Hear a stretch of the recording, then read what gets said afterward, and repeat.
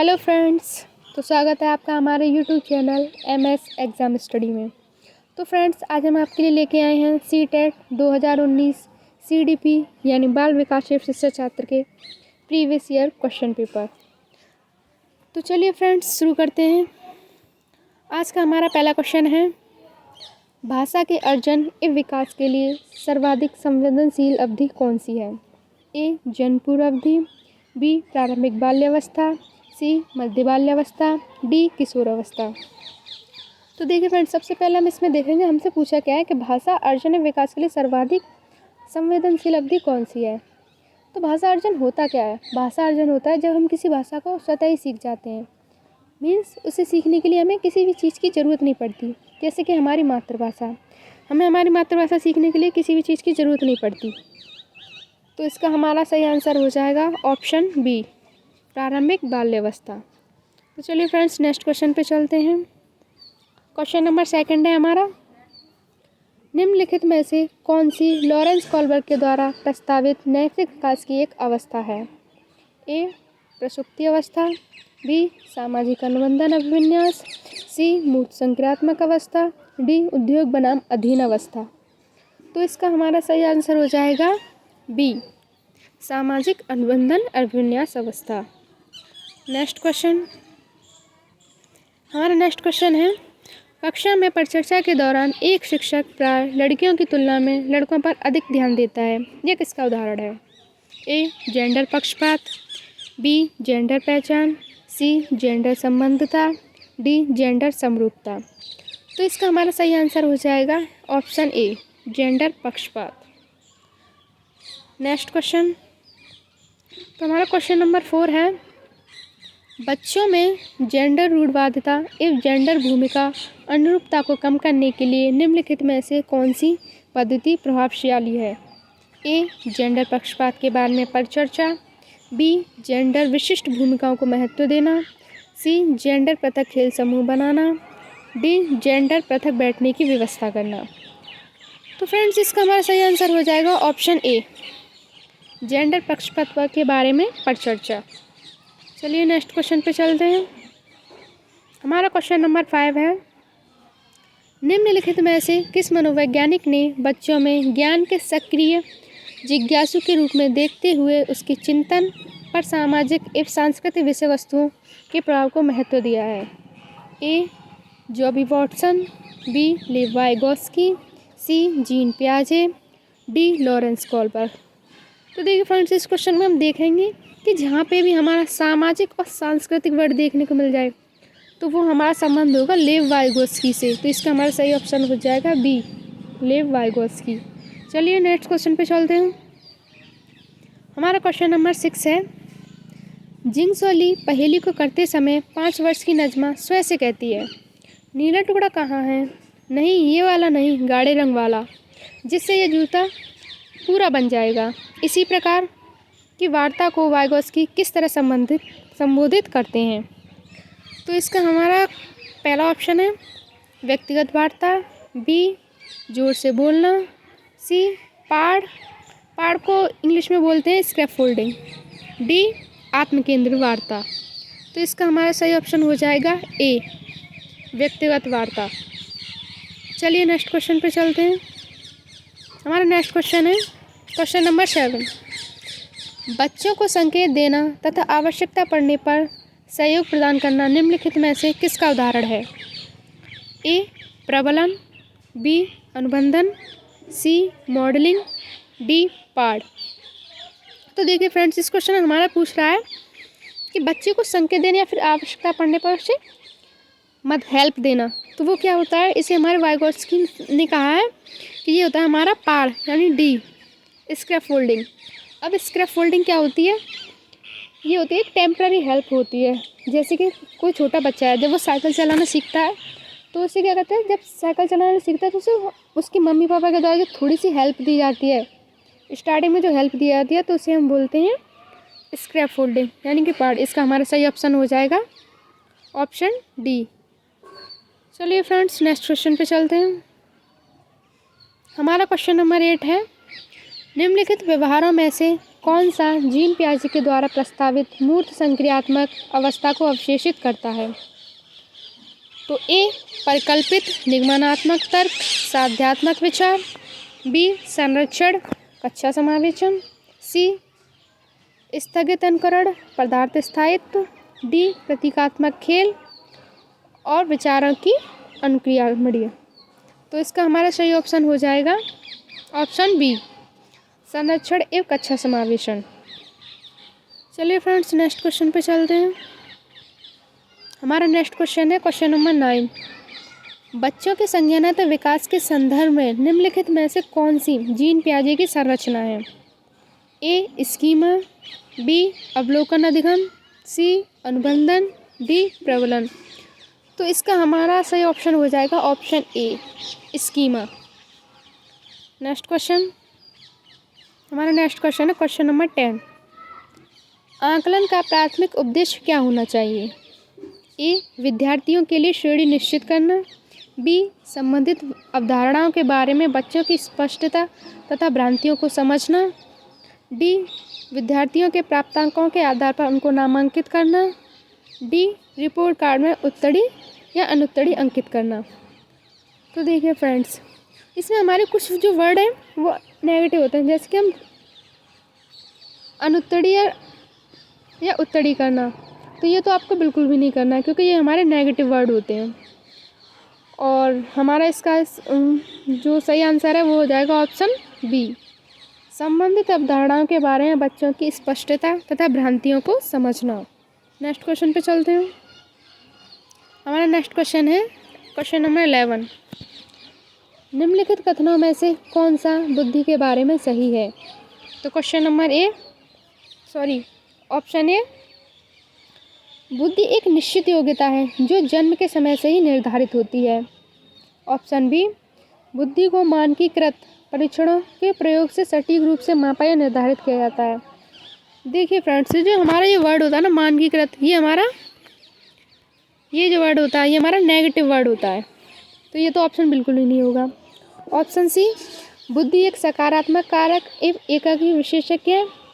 Option D बुद्धि बहुआयामी तथा जटिल योग्यताओं का समूह है। तो इसका हमारा सही आंसर हो जाएगा ऑप्शन डी बुद्धि बहुआयामी तथा जटिल योग्यताओं का एक समूह है। चलिए फ्रेंड्स नेक्स्ट क्वेश्चन पे चलते हैं। हमारा क्वेश्चन नंबर 12 है रूही हमेशा समस्या के एकाधिक समाधानों के बारे में सोचती है। इनमें से काफ़ी समाधान मौलिक होते हैं। रूही इन गुणों का प्रदर्शन कर रही है। अब देखिए फ्रेंड्स, हमारे क्वेश्चन में पूछ क्या रहा है कि जो रूही है वो एक से अधिक समाधानों के बारे में सोचती है। मतलब कि यहाँ पे वो क्या कर रही है डाइवर्जेंट थिंकिंग की बात कर रही है। मतलब एक से ज़्यादा के बारे में समाधानों के बारे में सोचती है। तो ये हमारा आ जाए, तो इसके जो हमारे ऑप्शन है वह सृजनात्मक चिंतन, बी अभिचारिक विचारक, सी अन्वय विचारक, डी आत्मकेंद्रित विचारक। तो इसका सही ऑप्शन हो जाएगा ऑप्शन ए सृजनात्मक चिंतन, सृजनात्मक विचारक। जब हम किसी भी चीज़ के बारे में एक से ज़्यादा समाधानों के बारे में सोचते हैं तो वो हमारा क्या आ जाता है, सृजनात्मक चिंतन हो जाता है। चलिए फ्रेंड्स नेक्स्ट क्वेश्चन पे चलते हैं। हमारा नेक्स्ट क्वेश्चन है क्वेश्चन नंबर 13। शिक्षण अधिगम प्रक्रिया में वंचित समूह से संबंधित विद्यार्थियों के द्वारा सहभागिता कम होने की स्थिति में एक शिक्षक को क्या करना चाहिए? ए बच्चों को विद्यालय छोड़ने के लिए कहना चाहिए, बी इस स्थिति को जैसी है स्वीकार कर लेना चाहिए, सी इन विद्यार्थियों से अपनी अपेक्षाओं को कम करना चाहिए, डी अपनी शिक्षण पद्धति पर विचार करना चाहिए तथा बच्चों की सहभागिता में सुधार करने के लिए नए तरीके ढूंढने चाहिए। तो इसका हमारा सही आंसर हो जाएगा ऑप्शन डी अपनी शिक्षण पद्धति पर विचार करना चाहिए तथा बच्चों की सहभागिता में सुधार करने के लिए नए तरीके ढूंढने चाहिए। चलिए फ्रेंड्स नेक्स्ट क्वेश्चन पे चलते हैं। हमारा नेक्स्ट क्वेश्चन है क्वेश्चन नंबर 14। एक समावेशी कक्षा में एक शिक्षक को विशिष्ट शैक्षणिक योजनाओं को ऑप्शन ए तैयार नहीं करना चाहिए, बी कभी कभी तैयार करना चाहिए, सी सक्रिय रूप से तैयार करना चाहिए, डी तैयार करने के लिए हतोत्साहित करना चाहिए। तो इसका हमारा सही ऑप्शन हो जाएगा ऑप्शन सी, सक्रिय रूप से तैयार करना चाहिए। नेक्स्ट क्वेश्चन, हमारा नेक्स्ट क्वेश्चन है क्वेश्चन नंबर 15। पठन वैकल्पिक बच्चों के प्राथमिक लक्षण क्या हैं? तो इसका हमारा ऑप्शन ए है न्यून अवधान विकार, ऑप्शन बी अपसारी चिंतन, पढ़ने में धारा प्रभाविता, सी धारा प्रभाविता, पढ़ने की अक्षमता, डी एक ही गति विषय बारे में बार बार दोहराना। तो देखिए फ्रेंड्स, जहाँ पे भी हमारे बार बार दोहराने की बात आ जाए तो ये हमारा क्या होता है, ये हमारा रूट लर्निंग होता है, जो कि क्या होता है, हमेशा गलत होता है। ये तो हमें बच्चों को बिल्कुल नहीं करानी है। तो इसका हमारा सही ऑप्शन है ऑप्शन सी, धारा प्रभाव और पढ़ने की अक्षमता। चलिए फ्रेंड्स, नेक्स्ट क्वेश्चन पे चलते हैं। हमारा नेक्स्ट क्वेश्चन है क्वेश्चन नंबर 16। शिक्षा का अधिकार अधिनियम 2009 उल्लेख की गई समावेशी शिक्षा की अवधारणा निम्नलिखित में से किस पर आधारित है? ए व्यवहारवादी सिद्धांत पर, बी अशक्त बच्चों के प्रति एक सहानुभूति अभिव्यक्ति, सी अधिकार आधारित मानवतावादी परिप्रेक्ष्य, डी मुख्यतः व्यावसायिक शिक्षा उपलब्ध करा करके अशक्त बच्चों को मुख्य धारा में शामिल करके। तो इसका हमारा सही ऑप्शन हो जाएगा ऑप्शन डी, मुख्यतः व्यावसायिक शिक्षा उपलब्ध करा के अशक्त बच्चों को मुख्य धारा में शामिल करके। तो चलिए फ्रेंड्स, नेक्स्ट क्वेश्चन पे चल रहे हैं। हमारा नेक्स्ट क्वेश्चन है क्वेश्चन नंबर 17। संरचनावादी ढांचे में अधिगम प्राथमिक रूप से ए यंत्रवाद याद करने पर आधारित है, बी प्रबलन पर केंद्रित है, सी अनुबंधन द्वारा अर्जित है, डी अवबोधन की प्रक्रिया पर केंद्रित है। तो देखिए फ्रेंड्स, यहाँ पे हमारा सही ऑप्शन हो जाएगा सी, ऑप्शन सी अनुबंधन द्वारा अर्जित है। सॉरी फ्रेंड्स, यहाँ पे हमारा सही आंसर हो जाएगा ऑप्शन डी, अवबोधन की प्रक्रिया पर केंद्रित है। चलिए फ्रेंड्स, नेक्स्ट क्वेश्चन पे चलते हैं। हमारा नेक्स्ट क्वेश्चन है क्वेश्चन नंबर 18।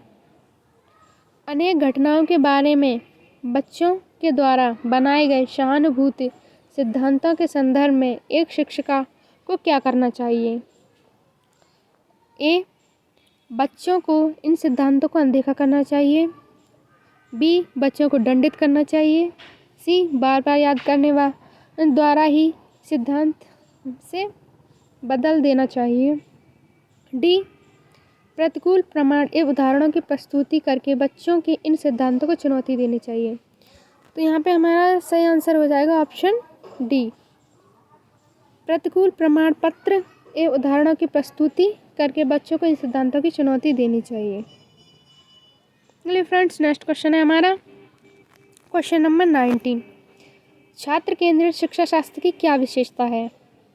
केवल पाठ्य पुस्तकों पर निर्भर होना चाहिए, बी बच्चों के अनुभवों को प्रमुखता देना, सी यंत्रवत याद करना, डी योग्यता के आधार पर विद्यार्थियों को नामांकित करना तथा वर्गीकरण करना। तो इसका हमारा सही ऑप्शन हो जाएगा ऑप्शन बी, बच्चों के अनुभवों को प्रमुखता देना। नेक्स्ट क्वेश्चन, हमारा नेक्स्ट क्वेश्चन है क्वेश्चन नंबर 20। संवेग एवं संज्ञान एक दूसरे ऐसे हैं डैश हैं। तो हमारा ए पूर्णतः अलग, बी स्वतंत्र, सी सन्निहित, डी संबंधित। तो इसका हमारा सही क्वेश्चन हो जाएगा ऑप्शन सी सन्निहित। चलिए फ्रेंड्स, नेक्स्ट क्वेश्चन पे चलते हैं। नेक्स्ट क्वेश्चन है हमारा क्वेश्चन नंबर 21। संरचनावादी सिद्धांतों के अनुसार अधिगम के बारे में निम्नलिखित कथनों में से कौन सा सही है? तो हमारा ऑप्शन ए अधिगम पुनरुत्पादन एवं स्मरण की प्रक्रिया, बी अधिगम यंत्रवत याद करने की प्रक्रिया, सी अधिगम आवृत्ति संबंध के द्वारा व्यवहारों का अनुबंधन, डी अधिगम सक्रिय विनियोजन के द्वारा ज्ञान की संरचना की प्रक्रिया। तो यहाँ पे हमारा सही ऑप्शन हो जाएगा ऑप्शन डी, अधिगम सक्रिय विनियोजन के द्वारा ज्ञान की संरचना की प्रक्रिया। चलिए फ्रेंड्स नेक्स्ट क्वेश्चन पे चलते हैं। नेक्स्ट क्वेश्चन है हमारा क्वेश्चन नंबर 22। विद्यार्थियों को स्पष्ट उदाहरण एवं गैर उदाहरण देने का क्या परिणाम है? ए, अवधारणात्मक परिवर्तनों को प्रोत्साहित करने के लिए यह एक प्रभावशाली तरीका है। ऑप्शन बी, यह विद्यार्थियों के दिमाग में भ्रांतियाँ उत्पन्न करता है। सी, यह अवधारणाओं की समझ में अभाव पैदा करता है। डी, यह अवधारणात्मक समझ के बजाय कार्य विधेयक प्रक्रिया पर ध्यान केंद्रित करता है। तो इसका हमारा सही ऑप्शन हो जाएगा ऑप्शन ए, अवधारणात्मक परिवर्तनों को प्रोत्साहित करने के लिए यह एक प्रभावशाली तरीका है। चलिए फ्रेंड्स नेक्स्ट क्वेश्चन पे चलते हैं। हमारा नेक्स्ट क्वेश्चन है क्वेश्चन नंबर 23। बच्चों को अधिगम गतिविधियों में भागीदारी करने के लिए लगातार पुरस्कार देना व दंड का प्रयोग करने का क्या प्रभाव पड़ता है? ए, बाहरी प्रेरणा कम होती है। बी, आंतरिक प्रेरणा बढ़ती है। सी, यह बच्चों के प्रदर्शन आधारित लक्ष्यों के बजाय निपुणता पर ध्यान देने के लिए प्रोत्साहित करेगा। डी, यह अधिगम में बच्चों की स्वाभाविक अभिरुचि तथा जिज्ञासा को कम करेगा। तो हमारा सही ऑप्शन हो जाएगा ऑप्शन डी, अधिगम में बच्चों की स्वाभाविक अभिरुचियों व जिज्ञासा को कम होती है। चलिए फ्रेंड्स नेक्स्ट क्वेश्चन पे चलते हैं। नेक्स्ट क्वेश्चन है हमारा क्वेश्चन नंबर 24। निम्नलिखित में से कौन सी प्रथाएं सार्थक अधिगम को बढ़ावा देती हैं? ए, शारीरिक दंड। बी, सहयोगात्मक अधिगम पर्यावरण। सी, सतत एवं समग्र मूल्यांकन। और डी, निरंतर तुलनात्मक मूल्यांकन। तो यहाँ पे हमारा सही ऑप्शन हो जाएगा ऑप्शन बी, सहयोगात्मक अधिगम पर्यावरण और सतत एवं समग्र मूल्यांकन। ये दोनों ही हमारी क्या होते हैं, हमारे अधिगम में क्या होता है, सार्थक अधिगम को बढ़ावा देते हैं। चलिए फ्रेंड्स नेक्स्ट क्वेश्चन पे चलते हैं। नेक्स्ट क्वेश्चन है हमारा क्वेश्चन नंबर 25। शिक्षक बच्चों की जटिल अवधारणाओं की समझ को किस प्रकार सहज कर सकता है? ए, व्याख्यान देकर। बी, प्रतियोगितात्मक अवसरों को व्यवस्था करके। सी, बार बार यांत्रिक अभ्यास के द्वारा। डी, अन्वेषण एवं परिचर्चा के लिए अवसर उपलब्ध करा के। तो यहाँ पे हमारा सही ऑप्शन हो जाएगा ऑप्शन डी, अन्वेषण एवं परिचर्चा के अवसर उपलब्ध करा के। देखिए फ्रेंड्स, ये जो हमारा अन्वेषण या फिर अवसर उपलब्ध कराना, खोज करना, इसमें सक्रिय भागीदारी, ये सारे हमारे क्या होते हैं, पॉजिटिव वर्ड होते हैं। तो चलिए फ्रेंड्स नेक्स्ट क्वेश्चन पे चलते हैं। हमारा नेक्स्ट क्वेश्चन है क्वेश्चन नंबर 26। एक प्राथमिक विद्यालय की अध्यापिका बच्चों को एक प्रभावशाली समस्या समाधानकर्ता बनाने के लिए किस प्रकार से प्रोत्साहित कर सकती है? ए, प्रत्येक छोटे कार्य के लिए भौतिक पुरस्कार देकर। बी, केवल प्रक्रियात्मक ज्ञान पर बल तथा महत्व देकर। सी, गलत उत्तरों को अस्वीकार करके दंड करके। डी, बच्चों को सहानुभूत अनुमान लगाने के लिए प्रोत्साहित करके तथा उसी पर आधारित विचार मंथन करके। तो यहाँ पे हमारा सही ऑप्शन हो जाएगा ऑप्शन डी, बच्चों को सहानुभूत अनुमान लगाने के लिए प्रोत्साहित करके तथा उसी पर आधारित विचार मंथन करके। नेक्स्ट क्वेश्चन है हमारा क्वेश्चन नंबर 27। निम्नलिखित अवधि में से किसमें शारीरिक वृद्धि विकास तीव्र गति से होता है? ए, शेषावस्था या प्रारंभिक बाल्यावस्था। बी, प्रारंभिक बाल्यावस्था या मध्य बाल्यावस्था। सी, मध्य बाल्यावस्था एवं किशोरावस्था। डी, किशोरावस्था एवं वयस्कता। तो इसका हमारा सही आंसर हो जाएगा ऑप्शन ए, शेष अवस्था एवं प्रारंभिक बाल्यावस्था। चलिए फ्रेंड्स नेक्स्ट क्वेश्चन पे चलते हैं। हमारा क्वेश्चन नंबर 28 है। निम्नलिखित में से कौन सा विकास का सिद्धांत नहीं है? ए, विकास जीवन पर्यंत होता है। बी, विकास परिवर्त होता है। सी, विकास आनुवंशिकता एवं पर्यावरण दोनों के द्वारा प्रभावित होता है। डी, विकास सार्वभौमिक है तथा सांस्कृतिक संदर्भ में इसे प्रभावित नहीं करते। तो इसका हमारा सही आंसर हो जाएगा ऑप्शन डी, विकास सार्वभौमिक है तथा सांस्कृतिक संदर्भ इसे प्रभावित नहीं करते। चलिए फ्रेंड्स नेक्स्ट क्वेश्चन पे चलते हैं। हमारा नेक्स्ट क्वेश्चन है क्वेश्चन नंबर 29। व्यक्तिगत भिन्नताओं का प्राथमिक कारण है ए लोगों के द्वारा माता पिता से प्राप्त आनुवंशिक संकेत पद्धति यानी कि कोड, बी जन्मजात विशेषताएं, सी पर्यावरणीय प्रभाव, डी आनुवंशिकता, ए पर्यावरण के बीच जटिल पारस्परिक क्रिया। तो इसका हमारा सही आंसर हो जाएगा ऑप्शन डी आनुवंशिकता एवं पर्यावरण के बीच जटिल पारस्परिक क्रिया। चलिए फ्रेंड्स नेक्स्ट क्वेश्चन पे चलते हैं जो हमारा लास्ट क्वेश्चन है। तो हमारा क्वेश्चन नंबर 30 है। यह है निम्नलिखित में से कौन सा द्वितीय समाजीकरण एजेंसी का उदाहरण है? ए परिवार पास पड़ोस, बी परिवार मीडिया, सी विद्यालय मीडिया, डी मीडिया पास पड़ोस। तो देखिए फ्रेंड्स इसका हमारा सही आंसर हो जाएगा ऑप्शन सी विद्यालय और मीडिया। देखिए फ्रेंड्स इस जो हमारा समाजीकरण की जो प्राथमिक एजेंसी होती है तो वो होती है हमारा परिवार होती है। हमारा जो परिवार होती है वो हमारी प्राथमिक एजेंसी होती है, क्योंकि बच्चा सबसे पहले कहाँ से सीखता है? अपने परिवार से सीखता है। तो इसलिए जो हम फ्रेंड्स हमारे परिवार होते हैं वो हमारी कहते हैं प्राइमरी एजेंसी होती है समाजीकरण की। तो फ्रेंड्स हम अपनी वीडियो को यहीं समाप्त करते हैं। आपका हमारी वीडियो में लास्ट तक बने रहने के लिए धन्यवाद।